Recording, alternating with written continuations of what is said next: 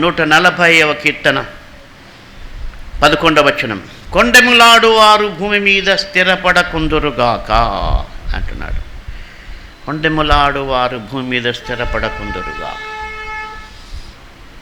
అంటే మనం ఆ సేవకుల గురించి, ఈ సేవకుల గురించి, ఈ మాటలు అక్కడ, ఆ మాటలు ఇక్కడ చెప్పేవాళ్ళు ఎప్పుడు కూడా స్థిరపరచబడరు. ఒక సేవకుని గురించి నీకు అనవసరం, ఆయన నీ సేవకుడు కాదు, దేవుని సేవకుడు. ఏదన్నా ఉంటే దేవుడు చూసుకుంటాడు. నీ సేవకుడైతే, నీ ఇంట్లో పెట్టుకున్న పని మనిషి అయితే నువ్వు వానితో ఏమైనా మాట్లాడచ్చు. పరుల సేవకులకు తీర్పు తీర్చుటకు నీవెవడన్నాడు. కాబట్టి మనం ఎవరిని విమర్శించకూడదు, మనల్ని మనమే విమర్శించుకుంటే మంచిది.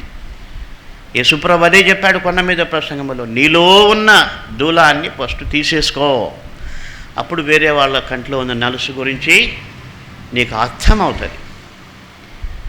నీలో ఉన్న దూలాన్ని తీసేసుకున్నప్పుడు అది ఎంత కష్టమో నీకు అర్థమవుతుంది, ఎంత నొప్పో తెలుస్తుంది.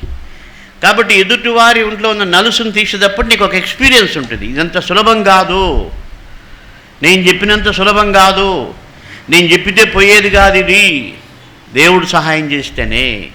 ఎందుకంటే ఆయన సహాయం చేసినప్పుడే నాలో ఉన్న లోపం పోయింది అన్నటువంటి అవగాహన నీకు వస్తుంది. కాబట్టి యేసుప్రభు ప్రత్యేకంగా చెప్పిన మాట అంటే మనం ఎవరిని తీర్పు తీర్చకూడదు. నువ్వు తీర్పు తీస్తే ఆ ప్రకారమే నీకు తీర్పు వస్తుంది. కాబట్టి మొదట మనలో ఉన్న దూలాన్ని తీసేసుకోవాలి. కొండెములాడకూడదు, ఎవరిపైన వ్యతిరేకంగా మాట్లాడకూడదు. దేవుడే తీర్పు తీరుస్తాడంతే. ఆయన రక్షించుటకు, శిక్షించుటకు సమర్థుడు, నువ్వేమీ చేయలేవు. కాబట్టి వాదనలు అనవసరం.